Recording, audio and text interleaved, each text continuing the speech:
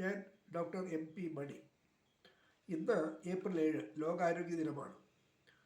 ഈ പ്രാവശ്യം ഈ കൊല്ലം ലോകാരോഗ്യ സംഘടന ഉയർത്തിയ മുദ്രാവാക്യം ആരോഗ്യത്തിനായി ഒരുമിക്കാം, ശാസ്ത്രത്തിനൊപ്പം നിൽക്കാം എന്നുള്ളതാണ്. ഇതിലൊരുപാട് കാര്യങ്ങൾ ലോകാരോഗ്യ സംഘടന പറയുന്നുണ്ട്. ഈ ആരോഗ്യത്തിനായി ഒരുമിക്കുക എന്ന് പറയുമ്പോൾ കഴിഞ്ഞ വർഷം തന്ന മുദ്രാവാക്യത്തിൻ്റെ തുടർച്ചയാണത്.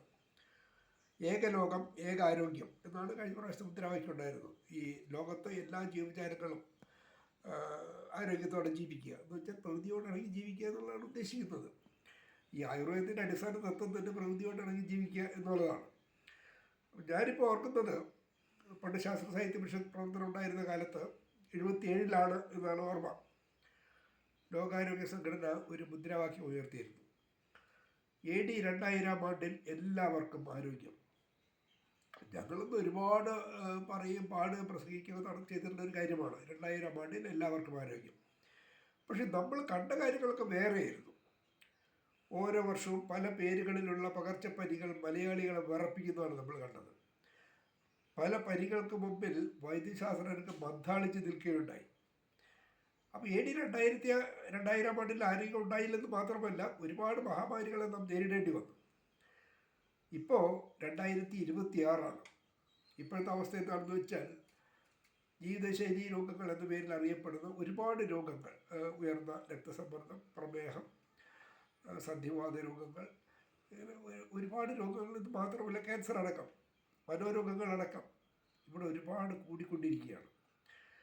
എന്തുകൊണ്ടാണ് ഇത് സംഭവിക്കുന്നതെന്ന് നമ്മളാരും ചർച്ച ചെയ്യാറില്ല. നമ്മൾ പല വിശിഷ്ട വ്യക്തികളും നമ്മുടെ കൂട്ടത്തിൽ, നമ്മുടെ നാട്ടിലുള്ളവർ പലരും രോഗം വരുമ്പോൾ നേരെ വീണും വിദേശത്തേക്ക്. എന്തുകൊണ്ടാണെന്ന് ഇവിടെ ആരും ചോദിക്കാറില്ല. അവരോട് ചോദിക്കാറില്ല, ഇവിടെ ചർച്ച ചെയ്യാറില്ല. നമ്മളിവിടെ ചർച്ച ചെയ്യേണ്ട ഒരുപാട് കാര്യങ്ങൾ, എന്തുകൊണ്ട് ഇങ്ങനെ രോഗികൾ ഇവിടെ കൂടി വരുന്നു. കാരണം പ്രബുദ്ധ കേരളമാണ്. ഒരു കാലത്ത് കേരള മോഡൽ ആരോഗ്യം എന്ന വിഷയം ലോകാരോഗ്യ സംഘടന വരെ ചർച്ച ചെയ്തിട്ടുള്ളതാണ്. വികസിത രാഷ്ട്രങ്ങളിലെ ശാസ്ത്ര സാങ്കേതിക മുന്നേറ്റങ്ങൾ ഇവിടെ ഉണ്ടായിരുന്നില്ല. എന്നിട്ട് പോലും കേരളത്തിലെ ജനങ്ങളുടെ ആരോഗ്യം അവിടുത്തെ ജനങ്ങളുടെ ആരോഗ്യ നിലവാരമായി കിടപിടിക്കുന്നതായിരുന്നു. അതായത് കേരള മോഡൽ ആരോഗ്യത്തിൻ്റെ അടിസ്ഥാന വിശ്വാസം. അതെല്ലാം തകർത്ത് തരിപ്പണമായി. ഇപ്പം ലോകത്ത് ഏറ്റവും കൂടുതൽ പ്രമേഹ രോഗികൾ കേരളത്തിലാണെന്നാണ് പറയുന്നത്. കേരളം ലോക തലസ്ഥാനമായി കൊണ്ടിരിക്കുകയാണ് പ്രമേഹ രോഗികളുടെ എണ്ണത്തിൻ്റെ കാര്യത്തിൽ എന്നാണ് ഭയപ്പെടുന്നത്. നമ്മളിവിടെ ഏറ്റവും പ്രധാനമായി ശ്രദ്ധിക്കേണ്ടത്, വൈദ്യശാസ്ത്ര രംഗത്തിൽ നമ്മുടെ കേരളത്തിൽ കാര്യമായ പഠനങ്ങളൊന്നും നടക്കുന്നില്ല എന്നാണ്. പുതിയ അറിവുകൾ തേടാനുള്ള പഠനങ്ങളൊന്നും നടക്കുന്നില്ല. അഥവാ ആരെങ്കിലും അതിനെ പുറപ്പെട്ടാൽ ഗുണ്ടായി സമരം ഉപയോഗിച്ചാൽ തകർത്ത് തരിപ്പണമാക്കുക എന്നുള്ളതാണ് ഇപ്പോഴത്തെ ആരോഗ്യ സംസ്കാരം.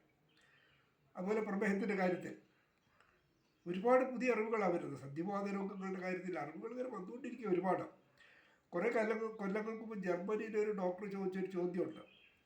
ഈ നമ്മൾ ശ്വാസം മുട്ടിന് ബ്രോങ്കൈറ്റിസ് എന്നാണ് ഇംഗ്ലീഷിൽ പറയുന്നത്. ഐറ്റിസ് എന്ന് വെച്ചാൽ നീർക്കെട്ടാണെന്ന് അർത്ഥം. കടുത്ത ശ്വാസം മുട്ടായി വരുന്ന രോഗിക്ക് നീർക്കെട്ടിനുള്ള മരുന്നല്ലേ കൊടുക്കേണ്ടതെന്ന് അദ്ദേഹം ചോദിക്കുകയുണ്ടായി. അതിവിടെ ചർച്ചയായില്ല. അതുപോലെ ജർമ്മനിയിലെ ഡോക്ടർമാർ കുറച്ച് കാലമായിട്ട് നീർക്കെട്ടിന് കാര്യമായി അകത്തേക്ക് മരുന്നുകൾ കൊടുക്കുന്നില്ല. അവർ പറയുന്നത്, അകത്തേക്ക് നീർക്കെട്ടിന് മരുന്നുകൾ കൊടുക്കുമ്പോൾ അത് വയറ്, ലിവർ, കിഡ്നി ഇതിലൂടെയൊക്കെ കടന്നു പോകാനും അവിടെയൊക്കെ ചിലപ്പോൾ ഭാവിയിൽ പ്രശ്നങ്ങൾ ഉണ്ടാകാനും സാധ്യതയുണ്ട് എന്നാണ്. അപ്പോൾ അത് നമ്മളിവിടെ ചർച്ച ചെയ്തില്ല.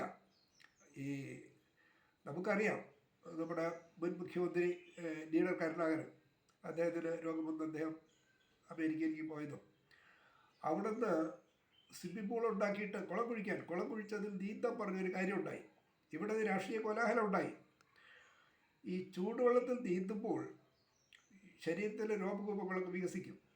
നീർക്കെട്ടിനെ വലിച്ചെടുക്കാൻ ശേഷിയുള്ള ഒരു മെറ്റീരിയൽ ഇതിനകത്ത് ഇട്ടുകൊടുത്താൽ ശരീരത്തിനകത്ത് നീർക്കെട്ട് മുഴുവൻ വെള്ളത്തിലേക്ക് പോകും. ഇത് ചർച്ച ചെയ്യേണ്ട വിഷയമായിരുന്നു ഇവിടെ. ആയുർവേദത്തിൽ ഇതിന് സമാനമായ ചികിത്സ, സ്വേദന ചികിത്സ എന്ന് പറഞ്ഞ ചികിത്സയുണ്ട്. ഒരുപാട് ഔഷധങ്ങൾ തിളപ്പിച്ച വെള്ളം കൊണ്ട് വേർപ്പിക്കലാണത്.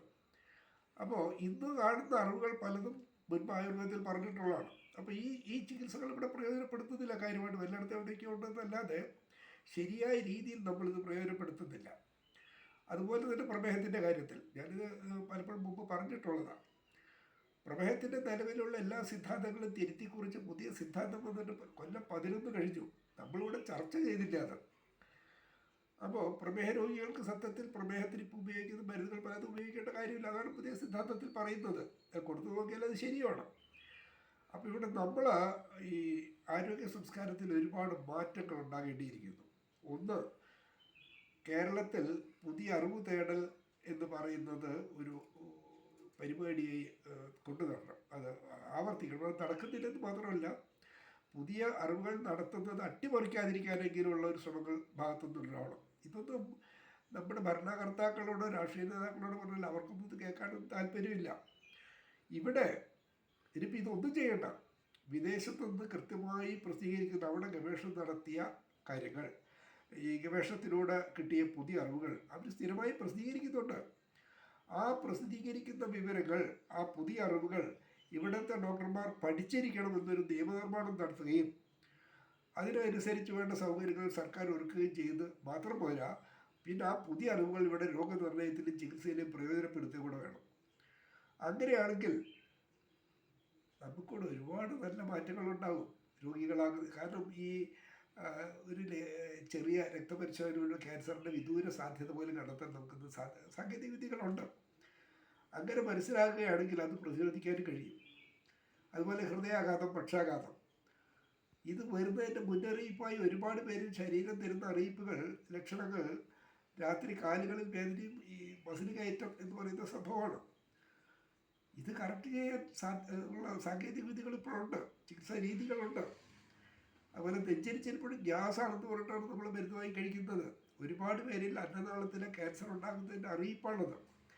അപ്പോൾ ഇവിടെ ജനങ്ങളുടെ അശ്രദ്ധയാണ് സത്യത്തിൽ എല്ലാ കാര്യങ്ങൾക്കും കാരണമാകുന്നത്. ഒരിക്കലും ഇവർ ഈ ചെറിയ ചെറിയ പ്രശ്നങ്ങൾ ഉണ്ടാകുമ്പോൾ ഡോക്ടറെ കാണാൻ പോകുന്നില്ല. നേരെ മരുന്ന് കടയിൽ പോയിട്ട് രോഗവിവരം പറഞ്ഞ് മരുന്ന് മേടിക്കുകയാണ്. ഇവിടെ ഇപ്പോൾ ഏറ്റവും അടിയന്തിരമായിട്ട് നമ്മൾ ചെയ്യേണ്ടത് പഞ്ചായത്ത് തലം തൊട്ട് നമ്മുടെ ഗ്രാമസഭകളെ വിദ്യാലയങ്ങളും കേന്ദ്രീകരിച്ച് കൃത്യമായ ബോധവൽക്കരണ പരിപാടികൾ നടത്തണം. അതുപോലെ ഹൈസ്കൂൾ തലം മുതൽ നല്ല ജീവിതശൈലിയെക്കുറിച്ച് പാഠ്യപദ്ധതി ഉണ്ടാകണം, പാഠ്യപദ്ധതിയിൽ വിഷയങ്ങൾ ഉണ്ടാകണം. എങ്കിൽ നല്ലൊരു ആരോഗ്യ സംസ്കാരം നമുക്ക് സ്വന്തമാക്കാൻ കഴിയും.